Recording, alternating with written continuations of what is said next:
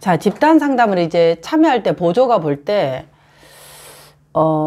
되게 이제, 이야기의 흐름이 다 힘든 이야기만 하는 거야. 내가 뭐, 우리 부모님이 뭐 가출했고, 내가 뭐 5살 때 뭐 이랬고, 아주 뭐 또 리더는 뭐 그냥 뱃속에서 뭐 양잿물을 묻고 뭐 이렇게 나왔다고 한다든지 뭐 이런 아주 힘든 이야기를 하는데, 어떤 집단원들은 나는 별로 그렇게 힘들지 않았는데 부모님이 참 나를 이렇게 되게 애지중지 키우시고 해서 나는 힘든 경험이 별로 없는 거야. 그럴 때 이제 이 집단의 흐름이 역동이 마치 힘든 경험을 안 한 사람은 입도 뻥긋 못하게 역동이 흘러가요. 이럴 때 이 보조 리더는 어떤 역할을 해야 되는가? 혹은 리더는 어떤 역할을 해야 되는가? 이런 부분을 한번 우리가 생각해 볼게요. 우리가 이제 삶의 이 경험이라는 거는 사실은 누가 더 힘들다, 안 힘들다로 측정할 수 없는 거죠. 왜 그러냐면 이게 주관적인 경험이에요. 그래서 우리가 상담을 할 때는 어떤 객관적으로 보여지는 기준은 DSM-5에서 주요 우울 장애 그러면 MDD의 조건 기준이 나오죠. 근데 상담에 오신 분들은 그렇게 조건에 해당되는 어려움에 있는 사람이 오기도 하지만 때로는 그게 해당되지 않지만 내가 느껴지는 주관적인 고통과 불편함을 갖고 상담에 오신 분들이에요. 그러면 이제 그런 분들로 우리가 상담을 하죠. 내담자하고. 집단 상담도 마찬가지라는 거죠. 근데 이제 우리가 할 수 있는 오류가 뭐냐면 그 객관적인 기준으로 나는 부모님이 이혼한 것도 아니고 싸운 것도 아니라 부모님이 특별히 한 번도 싸운 적도 없어. 나는 뭐가 어렵지? 이렇게 이제 이 생각이 들어서 집단은 스스로가 집단의 역동 안에서 소외될 수 있어요. 그러면 리더는 이제 막 이제 힘든 이야기를 하고 있는 이 집단의 역동이 흘러갈 때 그때 이제 침묵하고 있는 집단원이 그런 생각을 할 집단원의 확률이 크겠죠. 그럴 때 좀 이제 초대를 하는 거죠. 우리 집단원 1은 만약에 이제 그분이 뭐 바이러스 공포증이라고 해봐요. 그럼 바이공은 지금 집단원들의 이 흘러가는 이야기를 들으시면서 계속 침묵을 하시는데 혹시 이 이야기를 들으면서 좀 어떤 생각들이 어떤 마음이신지 좀 궁금합니다고 이 주요 흘러가고 있는 역동에서 침묵하고 있는 사람을 초대하는 거예요. 그러면 이제 그 집단원 중에서 대부분 주로 한 8일 정도가 힘든 이야기를 경험한 사람, 2 내지 3 정도가 경험하지 않는 사람이라고 한다 그러면 지금처럼 그 얘기를 해요. 사실 저는 제가 그렇게 힘든 경험을 살지 않아서 얘기했던 그 경험에 그것을 모르지만은 내가 이야기하는 게 좀 조심이 되어른다. 내가 이 이야기를 하는 게 다른 분에게 상처가 될까 조심스럽기도 하고 어디까지 나는 이 부분에 내가 이야기를 한다는 것이 공감이 되어질까 그런 좀 불안도 생기고 그리고 내가 어느 시점에서 이야기를 하는 것이 조금 더 그분들에게 도움이 될까 같은 집단원으로서 느껴질까 이제 자기가 느껴지는 그 인간으로서 느껴지는 것을 이야기를 하도록 초대하는 거죠. 그래서 이 집단에서 얘기를 할 때 얘기를 안 하고 있다가 마지막 이제 보조 리더가 이때 방관한다라는 이야기를 했을 때 여러 집단원들이 다 이야기를 했어요. 모두 다. 그 이야기를 할 때 특히 이제 그런 어려움이 없다고 생각한 한 집단원이 자기의 생각들을 조목조목 얘기를 하죠. 이제 그런 것들에 대한 것들을 본다면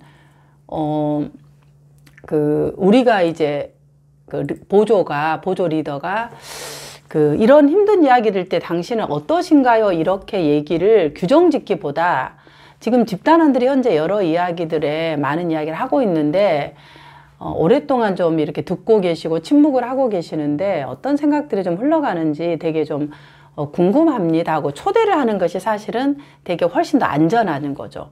그럼 그분이 좀 마음을 열고 이제 얘기를 할 수 있는 부분이죠. 그런 것은 특별히 이제 우리가 뭐 어떤 그 이야기를 우리가 뭐 힘들다 그러지 않다라는 이야기를 우리 스스로가 리더나 보조 리더가 규명할 필요는 없을 것 같아요. 힘들다 안 힘들다는 주관적인 거죠. 오히려 힘든 경험이 없는 사람들이 더 괴로워요. 이런 거죠. 배부른 소리 하고 있다. 그런 것도 힘든 일이라고 얘기하나, 너무 예민하다라고 취급해 버리는 거죠. 그건 힘든 것에도 들어가지 않으니까 네가 예민하다. 그냥 넘어가도 될 일을 왜 이렇게 사사건건 그런 것이 무슨 문제거리가 되냐. 이렇게 오히려 더 치부당하고 하대 여길 수 있어요. 집단의 이야기의 주 이야기가 힘든 이야기로 흘러간다면. 그러나 이제 이야기 치료에서는 주류의 이야기, 비주류의 이야기가 없다는 거죠. 누구나 자기 이야기의 이 흐름으로 갈 수 있는 부분이기 때문에 그런 것 자체를 힘든 이야기를 우선으로 해야 된다, 그러지 않다, 이렇게 얘기하는 것은 오히려 이야기 자체를 이렇게 제한시켜 버리는 그런 부분이 될 수 있을 것 같습니다. 그래서 그렇게 이야기를 하고 또 말을 하지 않는 그런 집단원들은 이제 보조 리더가 좀 이렇게 초대를 하는 거죠. 이렇게 항상 보조 리더가 사각지대에 있는 분들 지금 혹시 어떤 생각들 하고 계시냐, 그런 것도. 그래서 이제 눈을 여러 번을 이렇게 경험을 해야 되는 거죠. 아, 저기 있다, 어떻다고. 근데 이제 이러한 것들도 보조 리더가 경험을 해봐야 알 수 있는 거예요. 우리가 상담이나 개인 상담이나 집단 상담은 그래서 우리가 많은 실습 시간을 요하죠. 이걸 이론으로 해서 되는 것이 아니라는 거죠. 상담을 직접 해보고 내담자고 역전이 전이를 경험해보고, 이게 이제 개인 상담에서 이루어지는데 가족 상담은 또 달라요. 가족의 역동은. 가족은 3사람, 4사람의 역동이 숫자는 작지만 이 역동이 정말 이렇게 피 터지게 일어나요. 자, 그 다음에 집단은 인원이 많지만은 되게 잔잔하게 흘러갈 수도 있어요. 그럼 너무 재미없잖아, 집단이. 그러면은. 근데 이렇게 굉장히 다이나믹하게 역동들이 일어나면은 집단은 할만하는 거죠. 이런 집단이 일어나면 할만하고 참 재밌다. 이게 뭐가 재밌냐면 역동들이 살아서 움직이면서 막 이렇게 막 튀고 이런 것들을 보면은 흥미롭고 재밌는 거죠. 그래서 그게 집단 상담의 묘미고 집단에 참여하는 부분이에요. 그래서 많은 대인관계에 어려움이 있고 자기 삶에 어려움이 있는 사람들이 집단에 참여하면서 본인의 패턴들을 많이 바꿔요. 왜냐하면 혼자 있으면 잘 몰라요. 계속 익숙한 대로 살아가요. 근데 이제 집단을 오면은 전혀 생각하지 않는 부분의 역할을 하게 되고, 그러면서 내 모습에 이 꺼풀을 벗기는 거예요. 의도하지 않게. 그러니까 의도된 집동 시간이잖아요. 15시간이. 그러다 보니까 내 역할을, 옷을 못 벗어요. 제가 방금 이제 그 바깥에 갔다 오면서 저 옷을 벗었잖아요. 근데 이 옷을 우리는 스스로 못 벗는다니까, 역할의 옷을.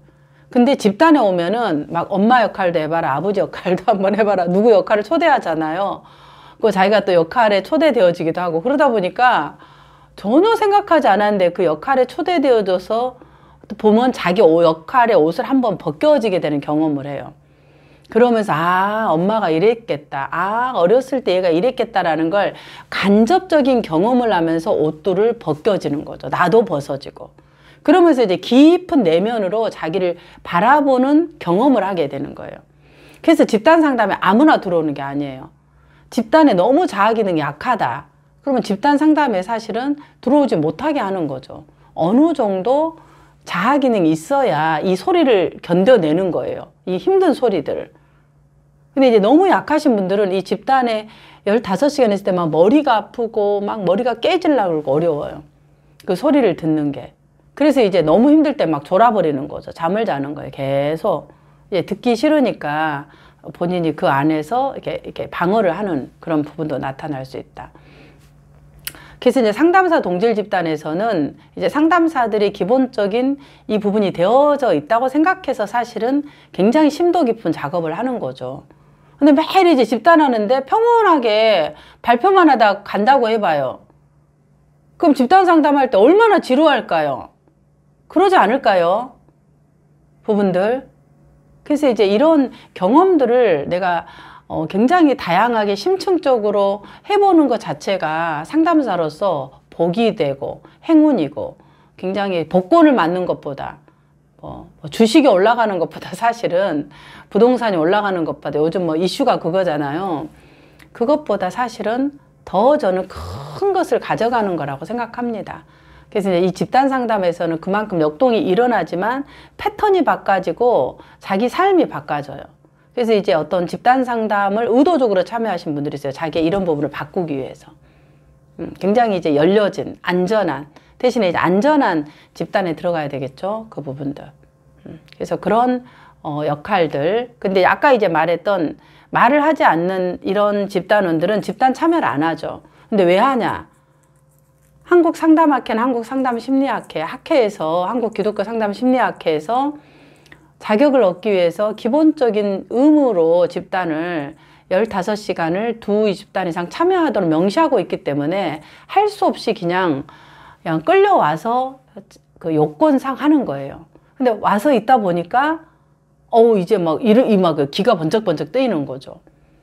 그렇게 끝나는 사람이 있는가 하면 그 시간들을 정말 자기를 위해서 내어놓고 막 싸워보고 투쟁해보고 옷을 벗겨보고 찢어보고 이렇게 해본 사람은 자기의 이것을 보는 거하고 다르죠. 지금 이렇게 보면 모르잖아요. 제가 옷을 입고 있기 때문에. 그러나 이렇게 보면 제가 목에 이런 막 점이 7개가 있어요. 여기도 있고 여기도 있고 점이 있고 가까이 가서 보면 제 눈에 주위에 주름살이 얼마나 많은지 이런 것들을 이제 볼 수가 있는 게 집단 상담이다. 자기를 내어놓을 때.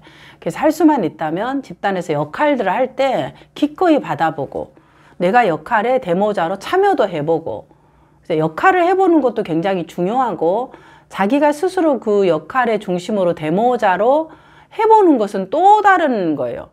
깊은 바닷속에 들어갔다 나오는 그런 경험인 거죠. 이제 그런 경험들을 내가 두렵지만은 한번 던져보는 거, 심해로. 이런 것들이 이제 굉장히 중요한 경험이라고 말씀드릴 수 있겠습니다.